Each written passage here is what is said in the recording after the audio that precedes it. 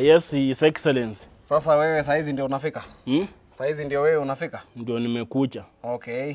Mimi ni Fikita kutoka Butere Boys. Na nilikuwa nimekuja kukuambia kwamba sisi pia tulikuanga na play yetu ambayo poem ilikuwa inaitwa Echoes of Praises. Mimi kwanza hii na tukashindwa Sonals na Butere Girls. Nani umesema unaitwa nani? Fikita kutoka Butere Boys. Sasa hii maneno yenyu ya maneno ya poem. Unanielewa? Mimi nilisema sitaki kusikia.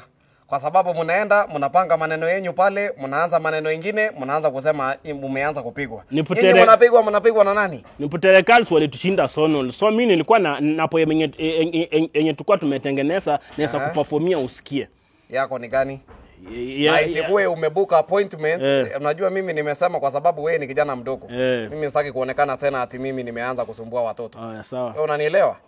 Sasa poem yako ilikuwa acha nikuperformia uone kama unaweza tupushia iende nationals. Na ikianza kusema maneno ya Kasongo na Zakayo, sawa. Umbwa. Sawa.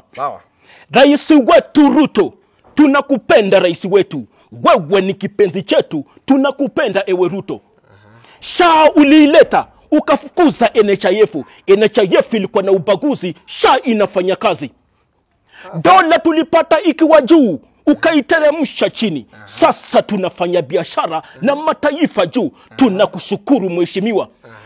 Mafuta ya gari ilikuwa juu, petroli ulishukisha, kerosini imeenda chini. Tunakushukuru rais. Fertilizer ilikuwa juu, ukateremsha hadi 2000. Tunakushukuru mpenzi wetu, ewe Ruto wetu, rais wetu Ruto, tunakupenda kipenzi chetu. Hiyo ndio ilikuwa poemu yetu. Na mbona hamukupita? Mimi hata attitude ketasisa attitude. No, hiyo ndio poem inafaa kusemwa. Ile kitu mimi naona maana haikupita, hujamaliza na ile shabash. Ile ya kumaliza inaitwa shabash. Hiyo ndio ungemaliza nayo. Sasa wewe hiyo poem ni mzuri sana. Hiyo hata ile maneno ile nafasi sasa wale walikuja kuperform huku. Nyinyi sasa ndio mtaperform. Wenzako wako wapi? Wako kwa shule inaitwa Echoes of Praises.